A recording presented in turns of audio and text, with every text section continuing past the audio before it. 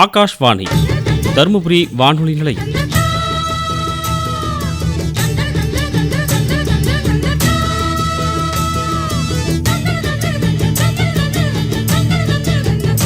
இலே பேச்சு, என்ன இவ்வளோ காலையிலே வெரசா கிளம்பிட்ட?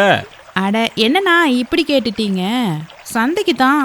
சந்தையிலேருந்து வரும்போது அண்ணனுக்கு 2 பொட்டலம் போண்டாவும் வாங்கிட்டு வாமா. அப்படித்தானா இல்லை வேற ஏதாச்சும் இருக்கா? எப்பவும் இல்லாமல் இன்னைக்கு கொஞ்சம் நேரமாகவே வார சந்தைக்கு கிளம்பிட்டியே, என்ன விஷயம்?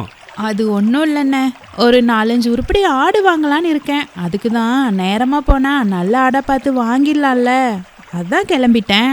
நல்லாடுனா எப்படி, பார்க்கறதுக்கு அழகாக இருந்தால் போதுமா? என்னண்ணா இப்படி கேட்டுட்டீங்க? அழகா இருந்தால் மட்டும் போதுமா? அது வெள்ளாடா செம்மறியாடா அப்படின்ட்டு பார்த்து வாங்கணும்ல. செம்மறியாடா வெள்ளாடா அப்படிங்கிறது பார்த்தாலே தெரியுமா? ஆனால் நீ வளர்த்ததுக்கு அப்புறம் உனக்கு அது லாபம் தருமா அப்படிங்கிறத எப்படி தெரிஞ்சுப்ப? அடட, இதுவும் நல்ல யோசனையாக தான் இருக்குது. சரி, எப்படி தெரிஞ்சுக்கிறது சொல்லுங்களேன்.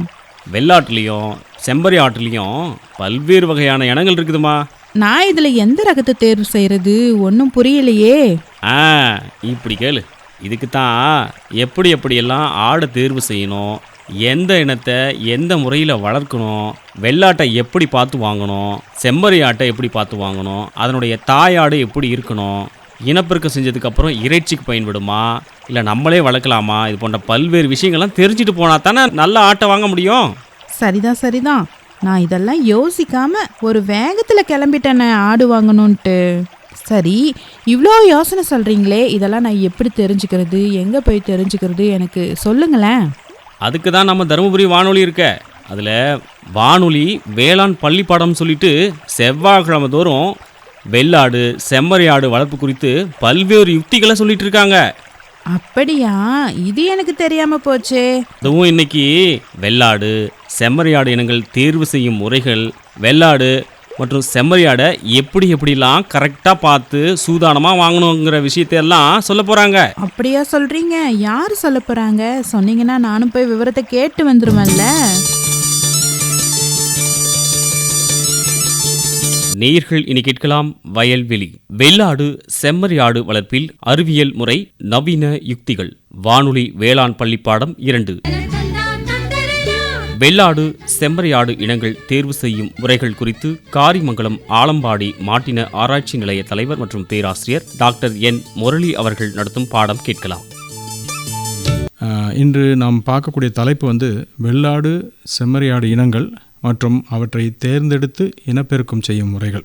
முதல்ல வெள்ளாடு இனங்கள்னு பார்த்தோம்னா அதில் ரொம்ப பாப்புலரான இனம் கன்னி ஆடு, அப்புறம் கொடியாடு. கொடியாடில் பார்த்திங்கன்னா 2 விதமான இனங்கள் இருக்குது. ஒன்று செம்போரை மற்றும் கரும்போரை. இந்த கருப்பு புள்ளிகளோடு இருக்கக்கூடியது கரும்போரை, செம்போரைன்றது சிவப்பு புள்ளிகளோடு இருக்கும். இது 2 இனங்களும், அதாவது கன்னியாடு கொடியாடு, கொடியாடில் செம்போரையும் கரும்போரையும் திருநெல்வேலி மாவட்டத்தை சேர்ந்தது. ஸோ சவுத்து தமிழ்நாட்டில் நிறைய இந்த இனங்கள் காணப்படுதுங்க. ஆனால் பாப்புலரான இனங்கள். அது போக சேலம் கருப்புன்னு இருக்குங்க. அது நார்த் ஆஃப் தமிழ்நாடு, சேலம், நாமக்கல், திருப்பூர், தருமபுரி இந்த டிஸ்ட்ரிக்டை சேர்ந்தது. கம்ப்ளீட் கருப்பாக இருக்கும். கன்னியாடில் பார்த்திங்கன்னா முகத்தில் நேராக 2 கோடுகள் இருக்கும், நாமம் போட்ட மாதிரி. அதுதான் கன்னியாடுகள். இது 3 மட்டும் இனங்கள். மீது எல்லா இடத்துலையும் வெள்ளாடுகள் இருக்குது. அது நாட்டாடுகள்னு சொல்லுவோம். இந்த 3 இனத்தோட கெடாக்களை அந்த நாட்டாடுகளோடு நம்ம கிராஸ் பண்ணோம்னா, தொடர்ந்து ஒவ்வொரு வம்சமும் கிராஸ் பண்ணிட்டு இருந்தோம்னா, அந்த நாட்டாடுகள்னு சொல்லக்கூடிய எந்த இனத்தையும் சாராத ஆடுகள் நல்ல கன்னியாடாவோ கொடியாடாவோ சேலம் கருப்பு ஆடுகளாகவோ மாறிடும் ஒரு 6 வம்சத்துக்கு அப்புறம். இதுதான் வெள்ளாட்டை பொறுத்தவரையிலையும் இருக்கக்கூடிய இனங்கள். கன்னியாடு, கொடியாடு. கொடியாடில் செம்போரை, கரும்போரை, அது போக சேலம் கருப்புங்க. செம்மறி ஆடில் பார்த்திங்கன்னா 7-8 இனங்கள் இருக்குது. ஒன்று சென்னை சிவப்பு. இது சென்னையை சுற்றியும் காஞ்சிபுரம் டிஸ்ட்ரிக்ட்லேயும் இருக்குங்க. அப்புறம் மேச்சேரின்ற ஆடுகள் தான் எல்லாருக்குமே தெரிஞ்சது. கிட்டத்தட்ட ஒரு 5 மாவட்டத்தில் இருக்குது. சேலம், நாமக்கல், கரூர், ஈரோடு, திருப்பூர் இந்த மாதிரி மாவட்டங்கள் இருக்குது. அதிக எண்ணிக்கையில் இருக்கக்கூடிய செம்மறி ஆடுகளில் மேச்சேரி ஆடுகள் தாங்க. கிட்டத்தட்ட 17 லட்சம் ஆடுகள் இந்த 5 டிஸ்ட்ரிக்ட்லேயும் ரொம்ப பரவலாக இருக்குது. இது போக நிறைய ஆடுகள் இருக்குது. ஒன்று வேம்பூர், சவுத் ஆஃப் தமிழ்நாடு, இந்த திருநெல்வேலி நாகப்பட்டினம் மாவட்டத்தில் சேர்ந்தது. செவ்வாடுகள் திருநெல்வேலி மாவட்டத்தை சேர்ந்தது. தருமபுரியில் பார்த்திங்கன்னா கருங்குருமை, திருச்சி கருப்புன்னு நாங்கள் சொல்லுவோம், அது கருங்குருமைன்னு அந்த டிஸ்ட்ரிக்டில் சொல்கிறாங்க. அது இருக்குது. கோயம்புத்தூர் குறும்பைன்னு இருக்குது, நீலகிரின்னு இருக்குது, பட்டணம்னு இருக்குது, அப்புறம் ராமநாதபுரம் வெள்ளைன்னு இருக்குது. ஸோ இந்த ஆடுகள்லாம் செம்மறி ஆடுகள். இதில் வந்து எண்ணிக்கையில் ரொம்ப குறைஞ்சிட்டு வர்றது இப்போதைக்கு பார்த்திங்கன்னா இந்த செவ்வாடு, கருங்குறும்பை, இதெல்லாம் வந்து கோயம்புத்தூர் குறும்பை, இதெல்லாம் எண்ணிக்கையில் ரொம்ப குறைஞ்சிட்டு வருது. இந்த ஆடுகளை கருங்குறும்பையும் கோயம்புத்தூர் குறும்பையும் என்ன சொல்கிறாங்கன்னா அது வந்து குறியாடுன்னு சொல்லுவாங்க. அது கூட வந்து முடிகள் இருக்கும் உடம்புல. அந்த ஆடுகளுக்கு அந்த ஆட்டினுடைய முடிகளுக்கு வந்து வேல்யூ, அதனுடைய ப்ரைஸ் இல்லாதனால அதனுடைய இனவருத்தி ரொம்ப குறைஞ்சிக்கிட்டே வருதுங்க. இதுக்கு இன்னொரு சிறப்பும் உண்டுங்க. என்ன அப்படின்னா, இந்த 2 ஆடுகளும் கருங்குறும்பையும் கோயம்புத்தூர் குறும்பையும் பார்த்திங்களா இடப்பெயர்ச்சி செய்து ஒரு இடம் விட்டு இன்னொரு இடம் போய் மேய்ச்சலுக்கு கொண்டு போவாங்க. கெடை போடுறதுன்னு சொல்லி கேள்விப்பட்டிருப்பீங்க.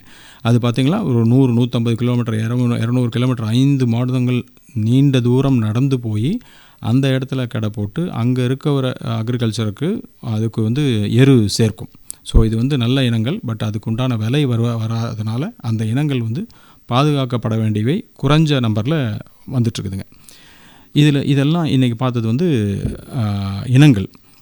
இதில் எப்படி கிராஸ் பண்ணுறது அப்படின்னா, அந்தந்த இனத்தில் இருக்கக்கூடிய நல்ல பெட்டைகளையும் கிடாக்களையும் எடுத்து கிராஸ் பண்ணி இனப்பெருக்கம் செய்து நம்ம எடுத்துகிட்டு வரணும். ஒரு இனத்தையும் இன்னொரு இனத்தையும் கிராஸ் பண்ணக்கூடாது. இனத்திற்கு இடையே கிராஸ் செய்யக்கூடாது. சப்போஸ் இப்போ மேச்சேரியை எடுத்து கருங்குறும்பையோடு கிராஸ் பண்ணக்கூடாது. முதல்ல கிராஸ் பண்ணும்போது அதுக்கு பிறக்கக்கூடிய குட்டிகள் வந்து நல்லா வந்திருக்கும். ஆனால் அதுக்கு அடுத்த வம்சம் குறைஞ்சிரும். என்ன குறையும் அப்படின்னா, பிறப்பு எடை குறையும், 3 மாத எடை குறையும், 6 மாத எடை குறையும். இன்ஃபேக்ட் அது வந்து அந்த எடை கூடும் தன்மையே குறைஞ்சிரும், பால் அளவு குறைஞ்சிரும், குட்டிகளை சரியாக பராமரிக்காது. ஸோ வந்து அந்த இனத்துக்குள்ளேயே கொண்டு போகிறது தான் நல்லது. வெயிட் பேசிஸில் அதை செலக்ட் பண்ணி இனப்பெருக்கம் செஞ்சுட்டு கொண்டு போனாங்க. செம்மறி ஆடுகளில் பார்த்திங்களா சென்னை சிவப்புன்றது கிட்டத்தட்ட ப்ரௌன் கலர் சிவப்பு நிறமாக இருக்கும். அந்த காஞ்சிபுரம் சுத்தத்தில் இருக்கும். கிட்டத்தட்ட பெட்டை ஆடுகள் வந்து கிட்டத்தட்ட ஒரு 32 கிலோ வரை வரும். கிடாக்கள் வந்து 40 கிலோ வரலையும் வருங்க. அடுத்து மேச்சேரின்னு சொல்லக்கூடிய ஆடுகள் வந்து சேலம் மாவட்டத்தில் இருக்கிற ஆடுகள். அது பார்க்குறதுக்கு பார்த்திங்கன்னா இளமாநிறமாக இருக்குங்க. வேம்பூர்னு சொல்கிறது வந்து நாகப்பட்டினம், திருநெல்வேலி மாவட்டத்தை சேர்ந்தது. அது வந்து ப்ரௌன் கலர் புள்ளிகள் இருக்கும். நல்ல உயர்ந்த ஆடு, கொம்புகள் நல்ல வளைஞ்சிருக்கும். செவ்வாடுன்றது வந்து சிவப்பு கலரில் இருக்காது, கொஞ்சம் டல் கலரில் மண் கலரில் இருக்குங்க செவ்வாடுகள். கருங்குறும்பை மற்றும் கோயம்புத்தூர் குறும்பை, நீலகிரி, இது 3ஐயும் வந்து குறியாடுகள்னு சொல்லுவாங்க. என்ன அப்படின்னா, அது வந்து கருங்குறும்பைன்றது கருப்பு கலரில் முடி நீளமாக இருக்கும். கோயம்புத்தூர் குறும்பைன்றது அது வந்து கோயம்புத்தூர் ஒயிட்னு சொல்லுவோம். வெள்ளை கலர்லேயும் ப்ரௌன் இல்லைனா பிளாக் கலர்லேயும் கொஞ்சம் முடிகள் இருக்கும். நீலகிரின்றது கிட்டத்தட்ட மேச்சேரிமாக இருக்கும். ஆனால் மேச்சேரியை விட ரொம்ப சின்ன ஆடுகள் ஊட்டியில் மட்டும் இருக்குது. அதுலேயும் கொஞ்சம் முடிகள் இருக்குங்க. ஸோ கோயம்புத்தூர் குறும்பை, கருங்குறும்பை, நீலகிரி 3மே வந்து அதனுடைய நம்பர், அதனுடைய பாப்புலேஷன் நிறைய குறைஞ்சிக்கிட்டு வருதுங்க. அது வந்து குறும்பாடுகள், அதில் முடி இருக்குங்க. அது போக வந்து கீழக்கரசல்னு இருக்கக்கூடிய ஆடுகள் நல்ல பாப்புலரான ஆடுகள் சவுத்துலேயும் இருக்கும். அது வந்து சிவப்பு கலரில் மாநிறமாக இருக்கும், சிவப்பு கலரில் இருக்கும். உடலுக்கு கீழ் பாகத்தில் வந்து கருப்பு இருக்கும். கழுத்தின் அடிப்பகுதி, உடலின் அடிப்பகுதி, காலில் உள்பகுதியெல்லாம் கருப்பு கலரில் இருக்குங்க. ராமநாதபுரம் வெள்ளைன்றது கம்ப்ளீட்டாக வெள்ளை இருக்கும். எங்கேயாவது ஒரு இடத்துல 2 இடத்துல கரும்புள்ளிகள் இருக்குங்க. இதில் வந்து ராமநாதபுரம் வெள்ளையும் வேம்பூரும் நல்ல உயரமான ஆடுகள், நிறைய வெயிட் வரக்கூடிய ஆடுகள்ங்க. ஆடுகளை வந்து நம்ம இறைச்சிக்காக எப்படி தேர்ந்தெடுத்து இனப்பெருக்கம் செய்யலாம்ன்றது பார்ப்போங்க. இப்போ ஆடுகளில் எது லாபம் அப்படின்னா, கெடா குட்டிகளை விற்று தான் லாபம் சம்பாதிப்பாங்க. சப்போஸ் இப்போ ஒரு 50 ஆடுகள் இருக்குது, 2-3 கிடாக்கள் அந்த பட்டிகளில் இருக்குது அப்படின்னா, அதிலிருந்து வரக்கூடிய கிடா குட்டிகள் வந்து பால் மறந்து கொஞ்சம் வளர்ந்த பின்னாடி விற்று அதில் தான் லாபம் பார்ப்பாங்க. ஸோ வந்து இறைச்சிக்காக உற்பத்தி பண்ணக்கூடிய குட்டிகள் அப்படின்னா கெடா குட்டிகள். அப்போ கெடா குட்டிகளினுடைய வளர்ச்சி விகிதம் நல்லா இருந்ததுன்னா அவங்களுக்கு அதிகமான லாபம் வரும். அப்போது வளர்ச்சி விகிதம் அப்படின்னா ஒரு நாளைக்கு எவ்வளவு எடை கூடும், பிறப்பு எடை எவ்வளோ, 3 மாத எடை எவ்வளோ, 6 மாத எடை எவ்வளோ, எது அதிகமாக இருக்கோ அது நல்ல கெடாக்கள். ஸோ அந்த வளர்ச்சி விகிதம் ஒரு பட்டியில் அதிகமாக இருந்ததுன்னா, அதிக கெடா குட்டிகள் இருந்ததுன்னா அவருக்கு நல்ல லாபம் கிடைக்கும். ஸோ வந்து வளர்ச்சி விகிதம் தான் ஒரு பட்டியினுடைய லாபத்தை ஈட்டி கொடுக்கும். அப்போ அந்த கெடா தான் அனைத்து குட்டிகளுக்கும் தந்தை. ஒரு பட்டியில் 50 ஆடுகள் 2-3 கெடாக்கள் இருந்ததுன்னா அந்த வளர்ச்சி விகிதம் கெடாக்களிலிருந்து தான் குட்டிகளுக்கு வம்சமாக போகும். அப்போ அந்த வளர்ச்சி விகிதம் கெடாவில் நல்லா இருந்ததுன்னா அதே வளர்ச்சி விகிதம், அதாவது வளர்ச்சி விகிதம் சொல்கிறது வந்து எடை கூடும் தன்மை குட்டிகளுக்கும் நல்லா வளருங்க. அப்போ அந்த எடை கூடும் தன்மை எப்படி நம்ம தேர்ந்தெடுக்கிறது அப்படின்னா, பிறப்பு எடை பார்க்கணும், 3 மாத எடைக்கு பார்க்கணும், 6 மாத எடைக்கு பார்க்கணும். எந்த ஒரு இறைச்சிக்காக வளர்க்கக்கூடிய செம்மறி ஆடுகளோ வெள்ளாடுகளோ பார்த்திங்கன்னா, முக்கியமாக செம்மறி ஆடுகளில் பிறப்பு எடை 2.5 கிலோ இருக்கணுங்க. வெள்ளாடுகளில் கொஞ்சம் குறைவாக இருக்கும், 2 கொஞ்சம் கீழே இருக்கும். 3 மாத எடைன்னு பார்த்தீங்கன்னா ஒரு நாளைக்கு 100 கிராம் கூடும். பால் குடிக்கக்கூடிய குட்டிகள் ஒரு நாளைக்கு 100 கிராம் 80 முதல் 100 கிராம் எடை கூடும். 3 மாத எடை கிட்டத்தட்ட 10 கிலோ 12 கிலோ கிட்ட வரும். 6 மாத எடை பார்த்திங்கன்னா 16 கிலோ கிட்ட வந்துடும். அப்போ பால் மறந்துடுச்சுன்னா அந்த ஆடுகள் வந்து 40 to 60 கிராம் எடை ஒரு நாளைக்கு கூடும். இந்த 3 எடையும் எதை வச்சு சொல்கிறோம் அப்படின்னா, பிறப்பு எடை பார்க்கும்போது பார்த்திங்கன்னா தந்தைக்கிட்டையும் தாய்கிட்டேருந்து வரக்கூடிய எடை கூடும் தன்மையை பொறுத்து தான் அந்த பிறப்பு எடை கூடும். தந்தையுடைய எடை கூடும் தன்மை நல்லா இருந்தோ பிறப்பு எடை கூடுதலாக இருக்கும். 2.5 கிலோ ஆவரேஜ்னா இன்னொரு 1/4 கிலோ 1/2 கிலோ கூடுதலாக இருக்கும் நல்ல தாய் தந்தைகிட்டேருந்து பிறந்த குட்டிகள். 3 மாத எடை எதை குறிக்குது அப்படின்னாக்க, தாயில் இருக்கக்கூடிய பால் தாய் பராமரிக்கும் தன்மையை பொறுத்து 3 மாத எடை கூடுதலாக இருக்கும். 6 மாத எடை எது குறிக்குது அப்படின்னா, அந்த குட்டி தன்னைத்தானே அங்கே எங்கே சுற்றி மேய்ஞ்சி தன்னுடைய எடையை கூட்டிக்கிறது. ஸோ ஒரு கிடா இனப்பெருக்கத்துக்காக நீங்கள் பண்ண போகிறீங்க அப்படின்னா, அந்த கிடாவை எதை வச்சு நம்ம தேர்ந்தெடுக்கணும் அப்படின்னா, அதனுடைய பிறப்பு எடை, 3 மாத எடை, 6 மாத எடை, 3ஐயும் வச்சு எது ஒரு 4 குட்டிகள் நம்ம பட்டியலில் இருக்குது அப்படின்னா, அதில் எது நல்ல பிறப்பு எடை கொண்டதோ, 3 மாத எடை கொண்டதோ, 6 மாத எடை கொண்டதோ, அதிலிருந்து தேர்ந்தெடுத்து நம்ம அதை இனப்பெருக்கத்துக்காக கொண்டு வரணும். ஸோ ஒரு நாளைக்கு எடை கூடும் தன்மை பால் இருக்கக்கூடிய குட்டிகளுக்கு வந்து 100 கிராமும், பால் மறந்த பின் 40 to 60 கிராமும் இருந்து அதிலேருந்து நம்ம தேர்ந்தெடுத்து பண்ணோம் அப்படின்னா நல்ல வளர்ச்சி விகிதம் அந்த பட்டிகளில் கூடும். இப்போ தேர்ந்தெடுக்கிறது இதை வச்சு பண்ணுறோம். அப்போ நல்ல எடை கூடும் தன்மை பெட்டைகளுக்கும் இருந்ததுன்னா நல்லாயிருக்கும். ஸோ இந்த நல்ல தேர்ந்தெடுத்து வரக்கூடிய கிடாக்களுக்கு பிறக்கக்கூடிய பெட்டை குட்டிகளையும் நம்ம இனப்பெருக்கத்துக்காக பட்டியலே வச்சுருக்கணும். ஸோ இது ரெண்டுத்தையும் நம்ம இனப்பெருக்கம் பண்ணி நம்ம அடுத்த வம்சத்தை கொண்டு போனோம்னா எடை கூடும் தன்மை கூடுதலாக வருங்க. கிடாக்களை தேர்ந்தெடுக்கும் போது இந்த பிறப்பு எடை, 3 மாத எடை, 6 மாத எடை பார்த்து தேர்ந்தெடுக்கணும்னு சொன்னோம். அது மட்டும் இல்லாமல் ஒரு வளர்ந்த கிடாவை நாம் தேர்ந்தெடுக்கும் போது பார்த்திங்கன்னா நல்ல உடல் வாகு இருக்கணும். அதனுடைய தலை, கழுத்து, உடல் 3ஐயுமே நல்ல தனித்தனியாக பார்க்கணுங்க. தலையை பொறுத்தவரையிலையும் பார்த்தோங்கன்னா நல்ல கண்கள் வந்து விரைப்பாக இருக்கணும். கண்கள்லேருந்து எந்த விதமான நீரும் வடிஞ்சிக்கிட்டு இருக்கக்கூடாது. அதேமாரி தாடை நல்ல அகன்ற உறுதியான தாடையாக இருக்கணும். நல்லா மேய்ஞ்சு அது வந்து புற்களை வந்து இறைச்சியாக மாற்றக்கூடிய தன்மை இருக்கணும். பல்லை நம்ம பார்க்கணும். பல் வந்து 4 ஜோடி பற்கள் நல்லாக இருக்க வேண்டும். அது தேய்ந்தோ இதோ இருக்கக்கூடாது. இளங்கடாய்கள் வந்து நல்ல பற்கள் ஸ்ட்ராங்கான பற்கள் இருக்க மாதிரி பார்த்துக்கணும். கழுத்து பார்த்திங்கன்னா தலை முடிகிற இடத்துல ஆரம்பிக்கணும். அந்த கழுத்து பட்டை கொஞ்சம் அகன்று பின்னாடி உடம்போடு போய் சேரணுங்க. அந்த கழுத்தில் நீங்கள் தோலை இழுத்து விட்டீங்க அப்படின்னா திரும்பி அந்த பழையபடி நிலைமைக்கு அது டக்குன்னு அந்த தோல் போய் சேர்ந்துடணுங்க. இப்போ தலை கழுத்து போக நீங்கள் உடலை பார்க்கும்போது அந்த உடல் வந்து ஒரு டேபிள் மாதிரி இருக்கணும். ஒரு நல்ல டேபிளுக்கு வந்து எப்படி ஒரு 4 கால்கள் 4 மூலையில் இருக்கோ அதே மாதிரி அந்த உடலை ஒரு டேபிள் மாதிரி இமேஜின் பண்ணிக்கிட்டு 4 மூலையும் 4 கால்கள் நேராக செங்குத்தாக கீழே வரலையும் வரணுங்க. அப்படின்னா என்ன அர்த்தம் அப்படின்னா, முன்னங்கால்கள் நல்ல அகன்று இருந்ததுன்னா அங்கே தான் நுரையீரல் இதயம் இருக்கும். அது நல்ல வேலை பார்க்கும். உடலுக்கு நல்ல ரத்த ஓட்டம் இருக்கும். அதே மாதிரி பின்னங்கால்கள் நல்ல அகன்று இருந்தது அப்படின்னா அங்கே மடி இறங்கிறதுக்கு நல்ல இடம் இருக்கும். ஸோ குட்டிகளுக்கு நல்ல பால் கொடுக்கும். அதே மாதிரி உள்ளே வந்து கர்ப்பப்பை இருக்கும். மேலே 2 இடுப்பு எலும்புகள் அகன்று இருந்ததுன்னா உள்ள கர்ப்பப்பை வளர்ச்சி அடைகிறதுக்கு இடம் இருக்கும். அப்போ பார்த்தாங்கன்னா குட்டிகளுடைய பிறப்பு எடை கூடுதலாக இருக்கும். ஸோ இந்த மாதிரி வந்து நல்ல கிடாய்களும் தாய்களும் நாம் தேர்ந்தெடுத்தோம் அப்படின்னா பிறக்கக்கூடிய குட்டிகளினுடைய பிறப்பு எடை கூடும், வளர்ச்சி விகிதம் கூடும். அதுதான் இறைச்சியாக நாளைக்கு மாறும். இறைச்சி கூட்டும் தன்மை, தசை கூட்டும் தன்மை அதிகமாக அந்த கிடாக்கில் இருக்கும், பெட்டைகளுக்கும் இருக்கும். இப்போ இனப்பெருக்கம் செய்கிறது அப்படின்றது பார்த்திங்கன்னா 12 to 14 மாதத்தில் அந்த ஆடுகள் இனப்பெருக்கத்துக்கு வந்துடுங்க. நல்ல வெயிட் வந்த பின்னாடி அந்த இனப்பெருக்கம் பண்ணலாம். வருடத்துக்கு ஒரு முறை கிடாவை மாற்றிடணும். சப்போஸ் வருடத்துக்கு ஒரு முறை கிடா மாற்றலைன்னா என்ன ஆகும் அப்படின்னா, ஒரு ஜெஸ்டேஷன் பீரியட்ன்றது அது பார்த்திங்கன்னா அது ஒரு கிடா வந்து பெட்டையை தாண்டின பின்னாடி 5 மாதத்தில் குட்டி போடும். ஸோ 5 மாதத்தில் குட்டி வந்ததுன்னா கிட்டத்தட்ட அதுலேருந்து ஒரு 10-12 மாதத்தில் வந்து அது வந்து இனப்பெருக்கத்துக்கு ரெடி ஆகிடும். ஸோ 1.5 வருஷத்தில் இனப்பெருக்கத்துக்கு ரெடி ஆகிடும். இப்போ கிடாக்களை 1 வருஷத்துக்கு ஒரு தடவை மாற்றிட்டிங்கன்னா அது வந்து வளர்ச்சி விகிதம் குறையாமல் நல்ல இனப்பெருக்கம் உள்ள பட்டியாக இருக்கும். அப்படி மாற்றலை அப்படின்னா என்ன ஆகும்னா அதுக்கு அந்த கிடாக்கு பிறந்த அதே குட்டிகளோட அதுவே தாண்டுற மாதிரி ஆகிடுங்க. ஸோ அந்த இனப்பெருக்கன்றது உள்ளுக்குள்ளேயே நடந்துடும். அப்போ பார்த்திங்கன்னா இது எதை பாதிக்கும்னா பால் தன்மை குறைஞ்சிரும், பிறப்பு எடை குறைஞ்சிரும், 3 மாத எடை 6 மாத எடை எல்லாமே குறைஞ்சிக்கிட்டு வரும். அதனால் அது அந்த இனப்பெருக்கம் பண்ணுறதுக்கு வந்து ஒவ்வொரு வருஷம் ஒரு தடவை கிடாவை மாற்றம் பண்ணும். கிடாவை மாற்றம் பண்ணணும் போது பார்த்திங்கன்னா இனப்பெருக்கத்துக்காகவே ஒரு கிடாவை இன்னொரு பட்டிக்கு நம்ம விற்கலாம். ஸோ நம்ம இவ்வளோ நாள் பார்த்துருந்தீங்களா கிடாக்கள் அவங்க விற்கும்போது பார்த்திங்கன்னா வெட்டுக்கு தான் விற்பாங்க. அதுக்கு பதிலாக நல்ல இனப்பெருக்கத்துக்காக உள்ள கிடாவை வாங்கிறதுக்கு ரெடியாக இருக்காங்க. அதுக்கு வந்து கூடுதலான விலை கொடுக்கலாம். ஒரு உயிரடை 300 ரூபா இருந்ததுன்னா இது 350 ரூபா கூட கொடுத்து வாங்கலாம். நல்ல கிடாக்களாக இருந்ததுன்னா இனப்பெருக்கத்துக்கு ஒரு பட்டிலேருந்து இன்னொரு பட்டிக்கு மாற்றணும் அப்படின்னா அந்த எடை கூடும் தன்மை வெட்டுக்கு போகிறதுக்கு பதிலாக அந்த எடை கூடும் தன்மை ஒரு பட்டிலேருந்து இன்னொரு பட்டிக்கு நல்லா வரும். ஸோ குட்டிகள் அதிகமாக எடுக்க முடியும்.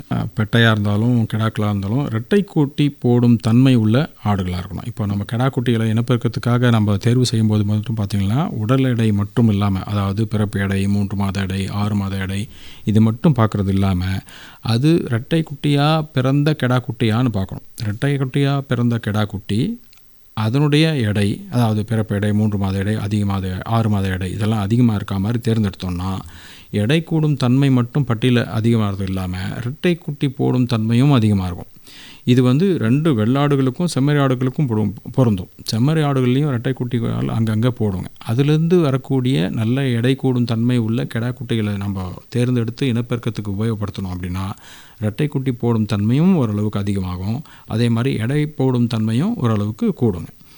நல்ல எடை கூடும் தன்மை இருக்கக்கூடிய ஆடுகளை என்ன பண்ணுறாங்க அப்படின்னா நிறைய பேர் உடனே விலை வரும் அப்படின்றதுக்காக வெட்டுக்கு கொடுத்துட்றாங்க. அது எப்படியா இது என்ன எங்கே கொண்டு போய் விடும்னா ஒரு பட்டியாக வந்து ஒருத்தர் எடைக்காக வாங்கிட்டு போகிறார் அப்படின்னா நல்ல குட்டிகளுக்கு விலை கிடைக்குதுன்றதுனால விற்றுட்டோம் அப்படின்னா அது வந்து இறைச்சியாக மாறி போயிடுங்க. ஆனால் நல்ல எடை கூடும் தன்மை உள்ள கெடா குட்டிகளை இனப்பெருக்கத்திற்காக விற்க வேண்டும். அதை வந்து வெட்டுக்காக விற்கக்கூடாது. அப்போ தான் பட்டியில் வந்து எடை கூடும் தன்மை கூடுதலாக வரும். இனப்பெருக்கத்திற்காக ஆடுகளை வந்து தனி விலைக்காக விற்கணும். அதே மாதிரி எந்த விதமான ஆடுகளையும் ஒரு மாநிலத்திலேருந்து இன்னொரு மாநிலத்தில் கொண்டு போக வேண்டிய அவசியமே கிடையாது. நம்ம மாநிலத்தை பொறுத்தவரையிலையும் நான் சொன்ன இந்த செம்மறி ஆடுகள், அதாவது சென்னை சிவப்பு, மேச்சேரி, வேம்பூர், செவ்வாடு, கருங்குறும்பை, கோயம்புத்தூர் குறும்பை, நீலகிரி, பட்டணம், கீழக்கரிசல், ராமநாதபுரம் வெள்ளை, இந்த ஆடுகளே போதுமானது. அதே மாதிரி வெள்ளாடுகளில் வந்து கன்னியாடு, கொடியாடு, சேலம் கருப்பு, கொஞ்சம் தஞ்சாவூர் பக்கம் போனால் தஞ்சாவூர் கருப்பு, இந்த ஆடுகளே போதுமானது. ஸோ இந்த ஆடுகளை ஒரு இனத்திலேருந்து இன்னொரு இனத்துக்கு கிராஸ் பண்ண வேண்டிய அவசியம் இல்லை. கன்னியாடை கொடியாடை வந்து சேலம் கருப்போட நம்ம கிராஸ் பண்ண வேண்டிய அவசியமே இல்லை. எப்போ கிராஸ் பண்ணலான்னா நாட்டு ஆடுகள், இந்த நான் சொன்னக்கூடிய இந்த இனங்களில் சேராத நாட்டு ஆடுகள், அந்த நாட்டு ஆடுகள்ன்றது இந்த இனத்துக்கு உண்டான பண்புகள் எதுவுமே இருக்காது. ஸோ அந்த ஆடுகளினுடைய பெட்டைகளோட நான் சொன்ன இந்த இனங்களுக்கு சார்ந்த ஏதாவது ஒரு கிடாவை சேர்த்தலாம். அப்போ பார்த்திங்களா அதுக்கு அடுத்த வம்சம் கிராஸாக வரும். அதுக்கு அடுத்த வம்சத்துலேயும் நம்ம இதே இனங்களை நல்ல இனத்தை சேர்ந்த ஒரு கிடாக்களை நம்ம இனப்பெருத்துக்கு யூஸ் பண்ணோம் அப்படின்னா ஒரு 4-5 வம்சம் பொறுத்து அது வந்து நல்ல இனமாக மாறிடுங்க. ஸோ இதில் வந்து கிராஸ் ப்ரீடிங், அதாவது சென்னை சிவப்பை வந்து மேச்சேரியோட, கருங்குறும்பையை வந்து கோயம்புத்தூர் குறும்பையோட இனப்பெருக்கம் செய்ய வேண்டிய அவசியம் இல்லை. இப்போ வேம்பூர் ஆடுகள் வச்சுருக்கீங்க அப்படின்னா வேம்பூரில் நல்ல இருக்கக்கூடிய பெட்டைகளையும் கிடாக்களையும் சேர்த்தலாம். அதே மாதிரி கீழக்கரசில் வச்சுருக்கீங்கன்னா நல்ல கீழக்கரசில் இருக்கக்கூடிய கிடாக்களையும் பெட்டைகளையும் சேர்த்தலாம். அதே மாதிரி கன்னி ஆடுகள் வச்சுருக்கீங்கன்னா கன்னியோடு சேர்த்தலாம். கிராஸ் ப்ரீடிங் இதில் செய்ய வேண்டிய அவசியம் இல்லை. ஆனால் எல்லாரும் வந்து எடை கூடும் தன்மை தான் நமக்கு வந்து லாபம். ஸோ எடை கூடும் தன்மை அதிகம் உள்ள கிடாக்களை தேர்ந்தெடுத்து இனப்பெருக்கம் செய்தால் நல்ல லாபம் பெறலாம். ஐயா வணக்கங்க ஐயா. வணக்கம் மேடம். ஐயா நான் சாமிசெட்டிப்பட்டியிலேருந்து செல்வி பேசுகிறேன். ரொம்ப நாளாக நான் ஆடு வளர்க்கணும் அப்படின்னு சொல்லி நினச்சிட்டு இருக்கேங்க ஐயா. இப்போ நீங்கள் ஆடு வளர்ப்பை பற்றியெல்லாம் பேசுனீங்க, அதில் நிறைய ரகங்கள் சொன்னீங்க இல்லைங்க ஐயா. இந்த மாதிரி ரகங்கள்லாம் நம்ம எங்கே போய் வாங்கினா நமக்கு நல்லா இருக்கும்? எல்லா ரகங்களும் ஒரு பண்ணையில் கிடைக்காதுங்க. நிறைய சந்தைகள் தான் கிடைக்குது. ஃபார் எக்ஸாம்பிள் பார்த்திங்கன்னா மேச்சேரி ஆடு ஆராய்ச்சி நிலையம் சேலம் டிஸ்ட்ரிக்டில் இருக்குது, அங்கேருந்து வாங்கலாங்க. கருங்குறும்பை திருச்சி கருப்புன்னு சொல்லக்கூடிய ஆடுகள் வந்து காரியமங்கலத்தில் வந்து ஆலம்பாடி மாட்டின ஆராய்ச்சி நிலையத்தில் வாங்கலாம். நீலகிரின்றக்கூடிய ஆடுகள் வந்து நீலகிரி மாவட்டத்தில். மற்றபடி சென்னை சிவப்புன்றது காட்டுப்பாக்கத்தில் பிஜிரியாஸ்னு ஒரு ஃபார்ம் இருக்குது, அங்கே வாங்கலாங்க.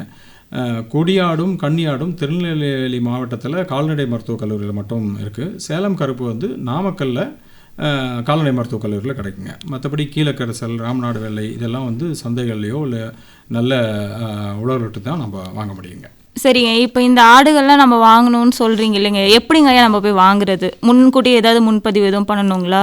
முன்பதிவு சில இடங்களில் பண்ண வேண்டியது இருக்குங்க. சில இடங்களில் நீங்கள் நேரில் போய் கேட்டிங்கனாலே எப்பயுமே அது சேல்ஸ்க்காக இருக்குங்க. எடை போட்டு ஒரு கிலோ 300 உயிர் எடை 300 ரூபாய் 275 ரூபாய்ன்னு சொல்லிட்டு வச்சுருப்பாங்க. அதை பேஸ் பண்ணி கொடுத்துருவாங்க. சரி சரிங்க, இப்போ நீங்கள் சொன்னீங்க 6 மாதத்துக்கு ஒரு எடை போடணும், 3 மாதம் எடை, இந்த மாதிரிலாம் சொல்கிறீங்களே, அது எப்படிங்க நம்ம எடை போட முடியும்? எடை போடுறதுன்னு பார்த்தீங்கன்னா நம்ம வீட்டில் நம்ம வெயிட் பார்க்குறதுக்காக ஒரு மிஷின் வச்சுருக்கோம். அது மேலே ஏறி நின்றுட்டோம்னா நம்மளோட எடை தெரிஞ்சிடும். சப்போஸ் 70 கிலோ அப்படின்னா நம்ம இறங்கி மறுபடியும் குட்டிகளையோ ஆடுகளையோ மேலே தூக்கிட்டே இருந்தால் ஒரு 72 கிலோ இல்லை 75 கிலோ வருதுன்னா அந்த டிஃபரன்ஸ் 2 கிலோவோ 5 கிலோ தான் ஆட்டினுடைய எடை. ஸோ நல்ல கிடா குட்டிகள் வெயிட் அதிகமாக இருக்கக்கூடிய குட்டிகளை விற்காம நாம் இனப்பெறத்துக்காக வச்சுக்கிறது நல்லது. வெட்டுக்கு போகாமல் எடை நல்லா இருக்கக்கூடிய குட்டிகளை விற்காம இனப்பெருக்கத்துக்கு வச்சுக்கிறது நல்லதுங்க. அடுத்த வம்சத்தில் உற்பத்தி திறன் கூடும். சரி சரிங்க, இப்போ நம்ம அதே மாதிரி இப்போ பட்டியில் வளர்க்குறோம் இல்லை மேம்போக்கா அப்படியே இதை அடைச்சி வளர்க்குறோம் அப்படின்னா அதுக்கு எந்த மாதிரி உணவுகள்லாம் தினம் கொடுக்கணுங்க ஐயா? நம்ம உணவுன்றது புறம்போக்கு மேய்ச்சலில் தான் நல்ல தீவனம் கிடைக்குங்க. அது போக கான்சன்ட்ரேட் ஃபீட்னு சொல்லக்கூடிய விற்பனைக்கு இருக்குது. அது கொடுத்தா இன்னும் கொஞ்சம் எடை கூடும் தன்மை கூடும். சரிங்க ஐயா வணக்கம். வணக்கம். செம்மறியாட்டில் ரெட்டைக்குட்டி போட்டால் நல்லதுங்களா, அது வளர்க்கலாங்களா? ரெட்டை குட்டி போடும் தன்மை பட்டிகளில் செல்லாடுகளாக இருந்தாலும் செம்மறி ஆடுகளாக இருந்தாலும் அது நல்லதுங்க. இனி வருங்காலில் மேய்ச்சல் நிலம் குறைஞ்சிட்டே வரும். செம்மறி ஆடுகளாக இருந்தாலும் சரி வெள்ளை ஆடுகளாக இருந்தாலும் சரி ரெட்டை குட்டி போடும் தன்மை பட்டியில் அதிகமாக இருக்க குட்டியினுடைய உற்பத்தி திறன் அதிகமாகும், இறைச்சி கூடும் தன்மை அதிகமாகும். செம்மறி ஆடுகள் பொறுத்தவரையிலையும் பார்த்திங்கன்னா பாலுக்கு கொஞ்சம் தட்டுப்பாடு ஏற்படும் ரெட்டை குட்டி போடும் தன்மையில். ஒவ்வொரு வம்சமும் ரெட்டை குட்டியாக பிறந்த கிடாக்களே எடுத்து நம்ம வளர்த்தோம் அப்படின்னா அதில் ரெட்டை குட்டி போடும் தன்மையும் அதிகமாகும், பாலும் தாய்கள்கிட்ட இருந்து கொஞ்சம் ஒவ்வொரு வம்சமும் கூடும். அப்போ ரெட்டை குட்டி போடும் தன்மை வளர்க்கறது அதை தேர்ந்தெடுத்து இனப்பெருக்கம் செய்கிறது நல்லது தாங்க. என்ன பேச்சு, வார சந்தைக்கு போகணும்னு பார்த்தா திரும்பவும் வீட்டுக்கே திரும்பிட்ட? இல்லைண்ணா, நீ சொன்ன தகவல் எல்லாம் கொஞ்சம் யோசிக்க ஆரம்பித்தேன். அதனால் நிகழ்ச்சியை கேட்டுட்டு அதுக்கப்புறமா அடுத்த வார சந்தையில் கூட நம்ம வாங்கி அப்படின்ற முடிவோட கிளம்பிட்டேன்.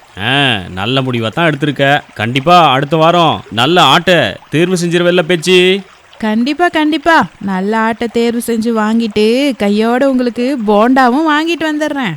சரிண்ணா, நான் வாரேன். நேர்கள் இதுவரை கேட்டது வெள்ளாடு செம்மறி ஆடு வளர்ப்பில் அறிவியல் முறை நவீன யுக்திகள். வானொலி வேளாண் பள்ளிப்பாடம் 2 வெள்ளாடு செம்மறி ஆடு இனங்கள் தேர்வு செய்யும் முறைகள் குறித்து காரிமங்கலம் ஆலம்பாடி மாட்டின ஆராய்ச்சி நிலைய தலைவர் மற்றும் பேராசிரியர் டாக்டர் என் முரளி அவர்கள் நடத்திய பாடம் கேட்டீர்கள்.